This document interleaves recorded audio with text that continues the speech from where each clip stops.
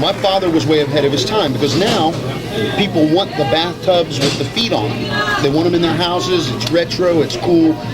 Well, 1976, nobody had any money. You know, gas shortages, you know, whip inflation now, you know, Ford was in office. It was terrible. My father decides he's going to get rich on bathtubs. So he bought a little truck, a little Dodge truck. It looks like a van that's been cut off, but they were actually made to look like that. And so he'd pack us up every Saturday morning, and we would go bathtub hunting. And he'd buy these beautiful old enamel tubs, dirt cheap, and then we'd re-enamel them and fix them up and paint them in our house.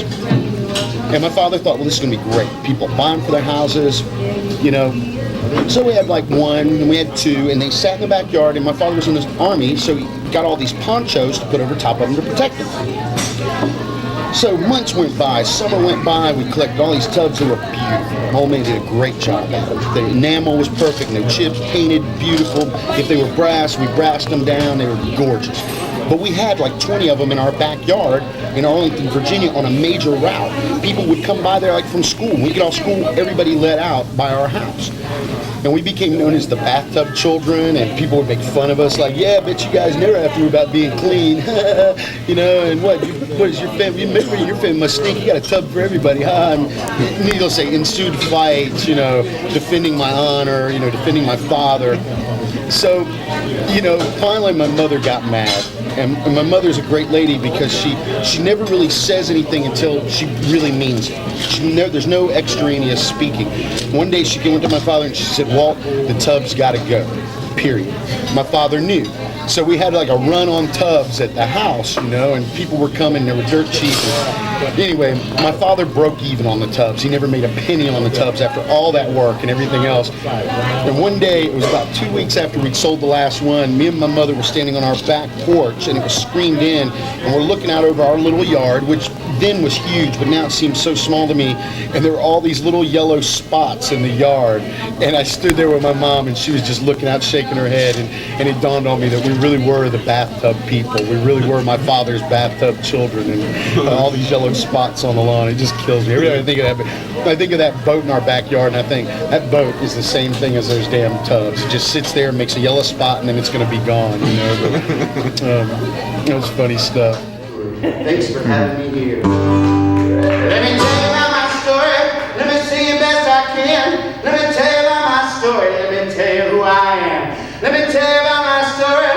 Let me sing it best I can. Let me tell you about my story. Let me sing it best I can.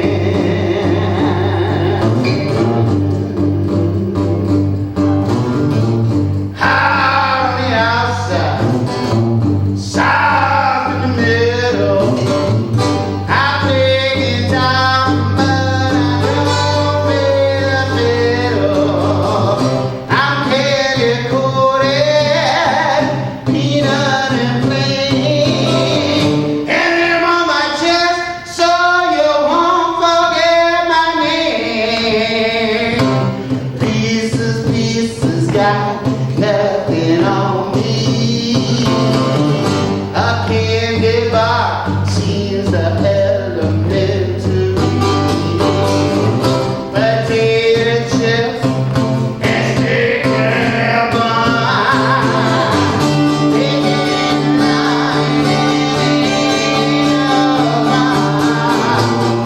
I wanna be your M&M hand. I wanna love the best that I can.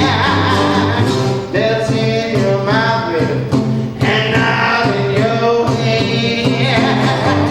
I wanna be your M&M, your M&M, your M&M, your M&M.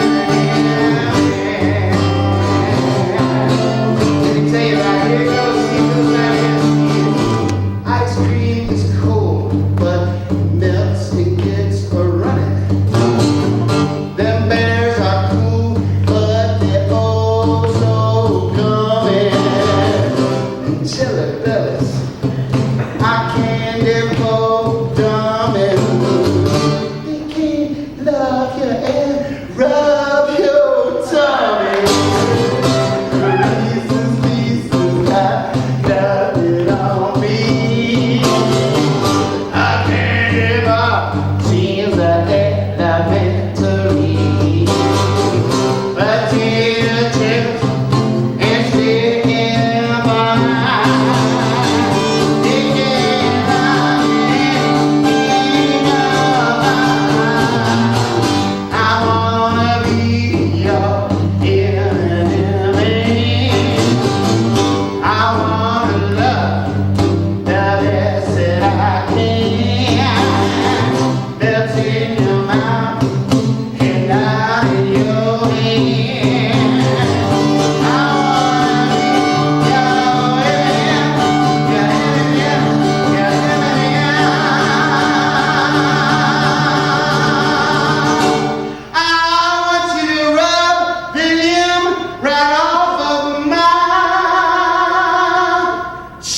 best. I want you to put me to the test. I want you to rub my candy coating right down to the chocolate middle. Hey, diddle, diddle, Uncle Mark Reynolds and his fiddle, jumping up over the moon. I wanna be, I wanna be, I wanna be your Eminem. I wanna be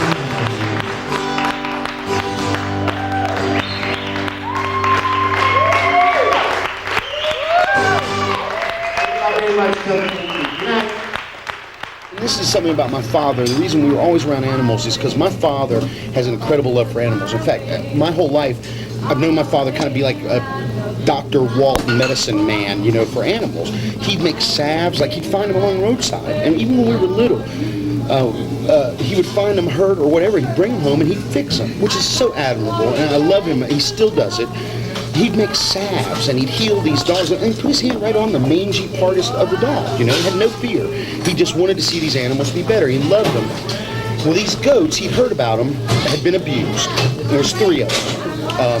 2 little brown goats and this other little ugly goat. My father always had this thing about bringing home 1 ugly animal out of a set of animals. You know, if he'd bring home 2 beautiful dogs and then 1 ugly, really scroungy dog. And we always wound up keeping the really ugly ones. The nice ones would be gone. But so he went and he got these goats, and they were abused by the people who had them, and they had been dehorned by like, you know, horrible methods, and just they were abused. They loved my father. They became like his pets, and they would follow him everywhere.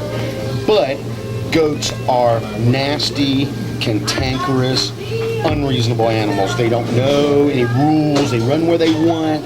They do whatever they want. And they go to the bathroom everywhere, and it's little tiny balls. It's just little tiny teeny balls everywhere. So my father sold them off, and he kept the little milk-eyed, weird-looking goat. Well, that goat became like my father's pet. Well, one day, his name was George. My father named him George for some reason. I don't know why. And George went blind first. He came down with some sort of goat sickness and he went blind. But he knew my father's voice, and my father would call George and he would come. Well, I guess it was a couple of months later,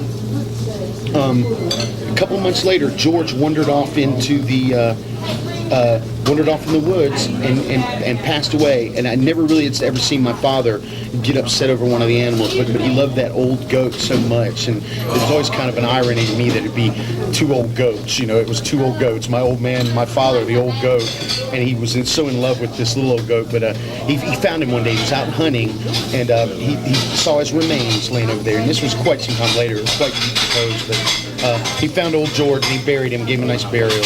I reckon that built him a little tombstone. I suppose that's still there somewhere out in Middle Virginia somewhere.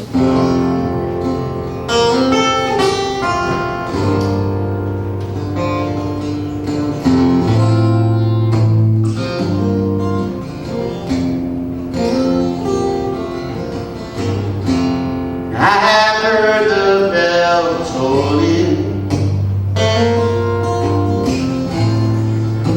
Me it has rung twice. Nearly cast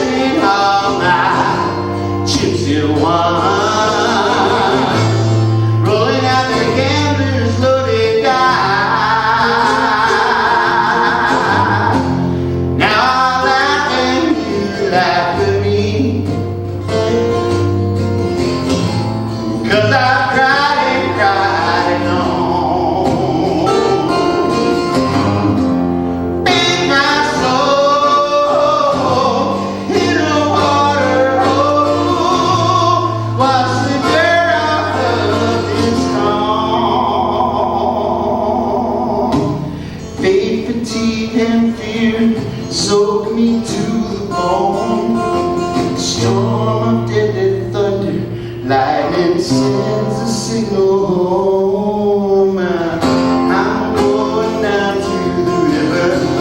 I'm going down to the river, but I will not trust. I'm going down to the river. I'm going down to the river, but I will not trust. I've been led to thirst. I resisted, tasting muddy trash rather than drink. Tried to walk across that rainbow bridge, breaking through and falling to the rocks below. Now I see the light that only darkness brings. Rolling my soul, fear from me now. Turn my head to the wicked sky, blowing my soul, fear from me now. I will walk through the pounding rain, fight like a boxer, warding off the pain. I got dreams to see and roads to run before the deluge takes me under and I'm done.